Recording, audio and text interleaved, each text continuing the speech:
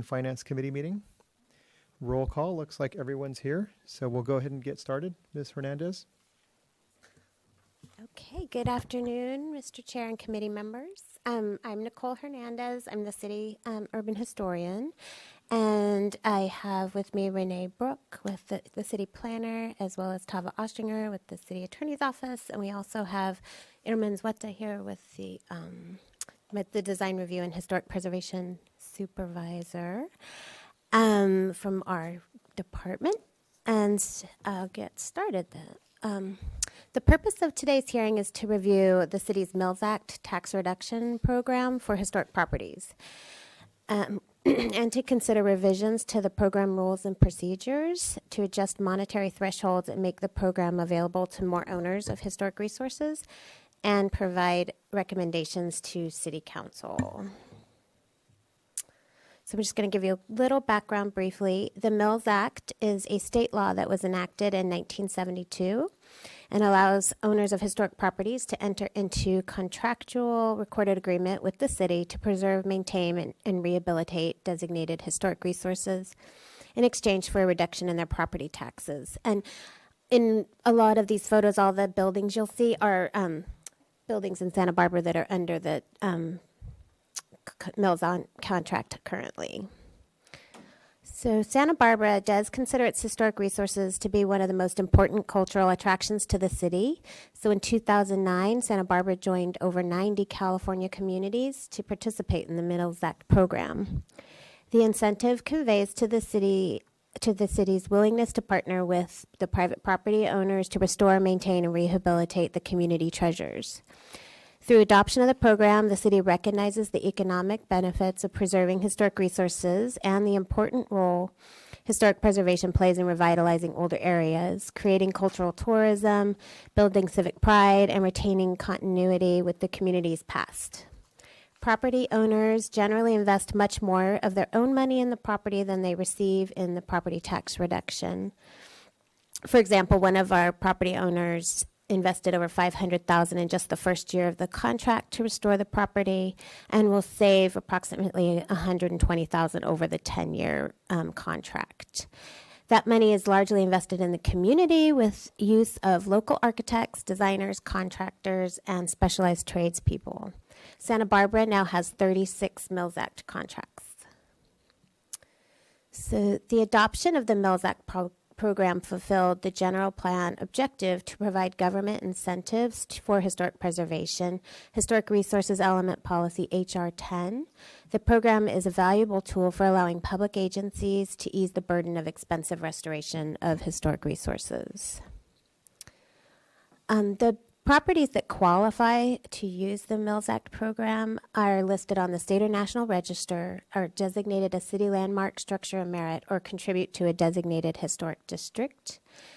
The Historic Landmarks Commission approves the property's scope of work to ensure the preservation of the designated resource is in accordance with the Secretary of Interior standards for rehabilitation. And I, the urban historian, work with the owners throughout the contract period to ensure the work is completed as per the contract. And the contract runs for a rolling 10 years. It is automatically renewed annually, extending the agreement in perpetuity, essentially, unless a notice of cancellation is filed by the owner or the city. So the Mills Act requires the county tax assessor to reassess the designated property using an income capitalization it's like a rental value method rather than the traditional assessed valuation method established by Prop 13. So the result is typically a substantial reduction in property taxes up to 40 to 60%. The loss of tax revenue is shared among applicable agencies that receive property taxes, including the County of Santa Barbara, special districts, and schools. The program currently only allows properties with a total assessed valuation of $1.5 million to participate, unless City Council grants an exception for properties above that. The limit applies to both residential and non-residential properties, and due to Santa Barbara's high property values, the properties we have we have granted 9 exemptions in this program. And also, we have only had one commercial property apply from the program in the past 10 years. The limit was established by City Council to control the amount of tax revenue loss for each contract and allow more property owners to participate, given the initial program maximum revenue loss of $300,000. Upon adoption of the pilot program to launch the Mills Act in 2009, City Council established a limit of 8 contracts per year, 2 of which could involve commercial properties, but as we said, only one commercial property has applied. The ordinance establishes that the contract automatically renew each year, this following the guidelines of the state law. Although the initial contracts are for 10 years, they renew each year on the contract annual date for an additional year. So each year, another year is added, rolling the contract. The average annual property value loss to the city for each contract is $1,270 a year. To date, the total revenue loss for the 36 contracts is estimated at $150,520. With the annual contracts renewing each year, the overall revenue loss will be much greater over the life of the program. So here we have a graph that illustrates that if the program continues as it has been since 2010, with the average revenue loss per contract at $1,270 and assuming 8 more contracts per year, the general fund would continue to lose an additional $10,160 per year on top of the existing 36 contracts. So it would come to a cumulative $1.17 million by 2028 if they're allowed to automatically renew. And again, this is it kind of without the graph. Each contract is $1,270 per year. 8 contracts added each year is $10,160, but automatically renewing by the time we hit 2028 will be at a loss of $1.17 million. So given the high property value in Santa Barbara and the number of exceptions requested, staff recommends increasing the maximum assessed property value to $2.5 million for the residential properties and $3 million for multi-unit or commercial properties. To date, 34 of the 36 existing contracts are under $2.5 million, so it seems like a reasonable number to make for residential properties. Allowing properties with higher assessed valuation to enter the program would likely result in an increased tax revenue loss, but more participants in the program. It would also require less exceptions coming to City Council. Staff also would say establishing a maximum revenue loss to the city, whether annual or for the life of the program, would allow City Council to minimize the program's impact to the general fund. However, setting a maximum revenue loss limits the number of participants who can benefit in the program. Alternately, the city could continue limiting the number of contracts each year, or consider discontinuing automatic renewal, limiting the revenue loss for each contract to 10 years, and the HLC approved scope work. Staff recommends limiting each contract to the 10 years and notifying of all the existing contracts of cancellation in 10 years so more people can participate in the program. And that concludes my presentation. Great. Thank you. I do have a couple questions. Thank you for the presentation. I appreciate, first, this item coming forward to us. I know that it got brought up at council as part of strategies we're encouraging for economic development. I do have a few questions. If you could go back to slide 12, I just want to make sure I understand it correctly. Next one. Yeah. So the total annual revenue loss of $10,160, that would be with the 8 new contracts. But the 1.17 is the cumulative of, I can't say that word today, of all 36, correct? Yes, Okay. and adding 8 more each year. Okay. So 36 plus 8 more, plus 8 more, plus 8 It would be adding more, 8, so it would be cumulative every single year. So that's if we got 8 every year. okay. So my questions, a couple of the questions are for the prior contracts that are already in existence, that are basically in perpetuity right now, unless either the property owner or the city. Would we grandfather those in, or it says up there that we would just extend that right to end them at 10? Is there any expectation for the prior property owners that they would be in perpetuity, or is that something that we're able to do, to limit those to 10 years? I believe in the past rules and procedures, they wrote that, I wasn't here when they were passed, but we've reviewed them carefully, preparing to come back to council. They wrote that after 10 years, they would reconsider their renewal and renew them, but it wasn't clear that they understood that the law renews annually, so they've already been renewing. I don't think that was understood as clearly. I could clarify if you want. I just wanted to make sure there wasn't an expectation that someone enters into it, even though it was rolling every year, but they were kind of, hey, we're going to have this in perpetuity, and now we're saying we're going to exercise those rights. So to limit it to 10 years, the previous contracts. So if we do, just what type of outreach are we going to do to those prior property owners? Chair Dominguez and Councilmember Friedman, we look to the terms of the contract that they've executed, and under the contract, it specifies that it is 10 years, that it will annually renew and go forward thereafter. But there is a non-renewal clause in there that puts them on notice that either the property owner or the city, after the initial term, can take the necessary steps to not renew the contract. So all the property owners are on notice that that's a possibility after 10 years. Okay, so that was when I saw that was within there. I just want to make sure we're doing our outreach to them to know that this change is going to come as a policy change.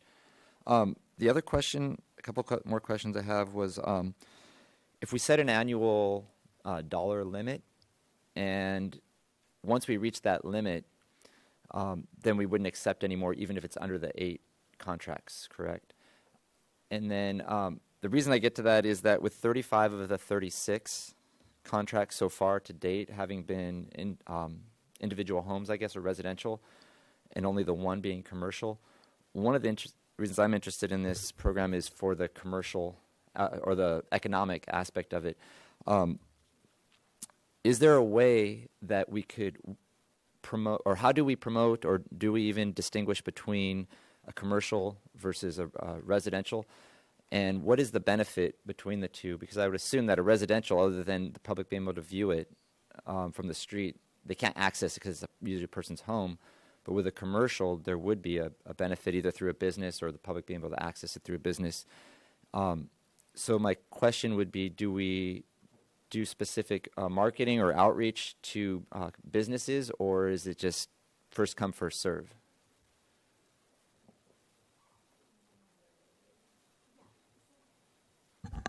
They all are required to submit by a single deadline, so it's not first come, first serve. Every year we accept them by June 30th, and then we take all of the applications and look for their qualifications. And we've only had to reject 2 applicants in the past, and that's based on the qualifications of their application not fully restoring the project, not meeting the Secretary of Interior standards. It wasn't based on them being commercial or residential or publicly visible, but that rating system is something we want to make more clear in the new rules and procedures as we move forward. And Mr. Chair, Councilmember Friedman, part of the recommendation today, if you were to forward it to City Council, is for Council's adoption of a resolution which establishes the rules and procedures. And an aspect of that is our review criteria and how we rank these applications. So if there's some preference you want to be able to give to certain types of properties, that could be in the ranking criteria that would be considered when we make our recommendation to HLC for which contracts should be entered into each year. Kind of read my mind. That's where I was going when we get to the deliberations. But so we could look at commercial and give some type of preference for commercial. And you also answered my other question. It's not for the 35 of the 36 is not for a lack of not qualifying projects. It's just there hasn't been a number of commercials coming forward. Yeah, they haven't. The one that we have is the only one that's ever applied or even inquired about it. The others have not. And And then you wouldn't have any concerns with the upping the residential to 2.5 million, while also upping the commercial, that we would hit the limit, would hit the annual limit, which might preclude some of the commercial properties from once we hit the limit, there's a certain number of projects, and I guess the higher you rank, you'd be the first one to get the project till the limit runs out. And but there wouldn't be a concern that commercial properties might come in beyond the limit and not get funded or not get approved. Sorry, I'm not articulating that clearly, but Mr. Chair and Councilmember Friedman, I think that's something definitely to consider if we're going to discuss whether there's an annual revenue limit loss or program limit loss, just how that gets metered out over the life of the program, or if there's an annual limit loss, then we'd need to look at that closely. How would we rate those applications if there's, like, say, not enough loss to be absorbed that year based on the applications we've received? You could also do it through number of contracts, but that's not, less control over how much property tax revenue might be lost when you don't know exactly which properties are coming in and what property tax value they have. so as part of our deliberations today, we could consider whether it's an annual limit, switching to an annual limit, which is the recommendation. And then also if we want to give a preference to commercial or not. And then the third would be, if we set an annual limit, what do we do when we come up to that annual limit and say we have more applications that exceed that, so that there's a criteria for that? Okay, I'm done with my questions for now, and then we'll have a further debate, I guess. Councilmember Harmon. Thank you. I'm curious about the assumptions when we made these numbers. Thank you for your presentation. I should start there.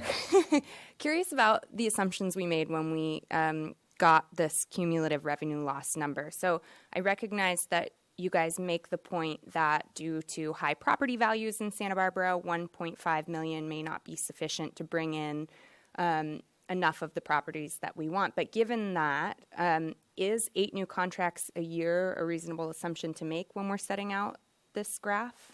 And how did you get to that number, assuming 8? 8 has been the limit we've been allowed to have, except in the past, and we have never exceeded 8 applications. I've always had just about 8 come in each year. I've never had to reject somebody because we had too many. But So 8 seemed to work. So we were just rolling with that assumption of what was established in the pilot program, Okay. and And you that think- does not have to stay. This is the time to re-examine. Well, my question is more, do you think it's reasonable that if we left this program exactly as it is, that we'd continue to get 8 new applications per year? Because I'm just trying to contextualize this projected cumulative revenue. Yeah.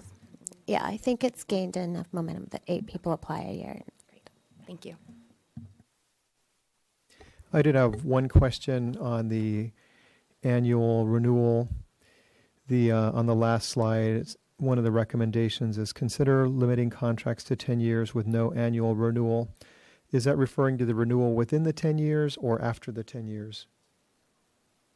Within the 10 years. So it would just end after 10 years, and then that contract would be complete, and then the others more applicants could have 10-year applications and new scopes of work, more properties to restore, instead of one property just in perpetuity getting the tax reduction.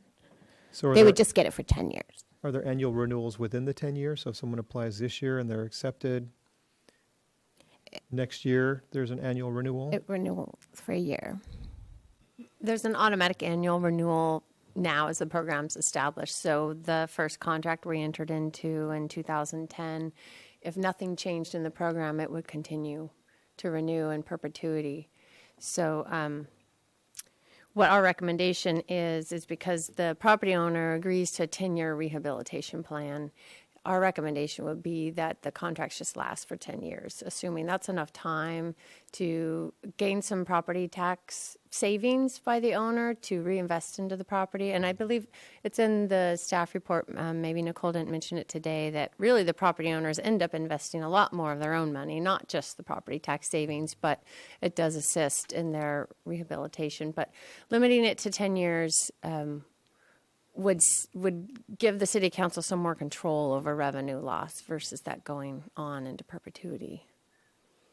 Great, thank you very much. And to follow up on that, just for some context, the government code, the Mills Act, under the Mills Act and the government code, that's what our contracts were following, and that's what our pilot program assumed was the assumption that, based on the government code, we get the 10 years and then automatically renew. And that's generally what the language in the government code calls out for. So if council decided that they didn't want to have an automatic termination date embedded in the contract, the other option would be that staff just has to very closely monitor them and know when the renewals are going to come up so that we could get the notice out timely so that the contract would terminate at the 10th year, a completion of the 10th year. Great, thank you. Is there any public comment? No speaker slips, so it's to the council. So first, I support the 10-year limit, no renewals, as a recommendation. I do want to look at if there is a way to do a commercial property preference as part of the criteria that's ranking. I think there's a benefit for it for some of our historic properties, and I think as we're looking at economic revitalization, this could be another tool for that. So I would support a criteria for that. And then the annual limit question, it gets into the issue of how would we, when we reach up against that annual limit, what do we do then? Say we have, that year we have 10 applicants, and there's not it would exceed the threshold that we set for the annual limit. How would we address that issue? I would think we'd have to come back to council and request either an increase in our annual limit, or we would have to reject an applicant and ask them to apply the next year, and they'd roll into the next year. Okay, so we would just, the highest ranking applicants we would go with the highest ranking until we reach the annual limit. Okay.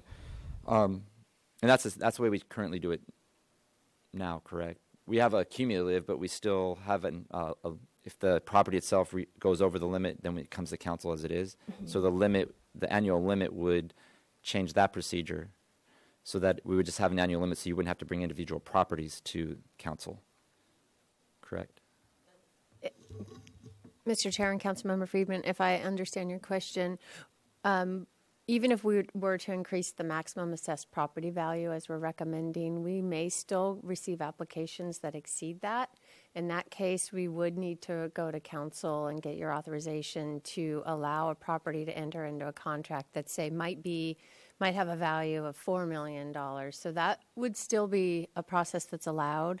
I think in terms of having a hierarchy of applications that we would recommend entering into, if we continued with 8 contracts a year and we received 12 applications, we need to go through and make a cutoff at the highest 8, recommend that we enter into those contracts, and then, as Nicole said, those other 4 could potentially apply the following year. Okay, I think you've answered all my questions. I think it's worth exploring, so I support the annual limit staff recommendation, the commercial preference, and the 10-year hard time rather than renewals. And the increase from 1.5 to 2.5 for residential, and then to $3 million, the staff recommendation for the commercial. And I'll make that motion. So you're making a motion with, it sounds like 2 of the bullet points on the slide, the first and the third, and then the second one, established limit for annual revenue loss. Is that part of your motion? Yeah, so it's the very last slide, the increase of the thresholds, establish the annual limit, consider limiting to 10 years, so the 3 bullets plus a 4th bullet of developing criteria for commercial property preference. Okay. Do we have a second? I'll second. Okay. Any discussion? All those in favor say aye. Aye. That passes unanimously. Thank you very much for the presentation. And if there's no other non-agenda item public comment, we'll go ahead and adjourn the meeting. Thank you all.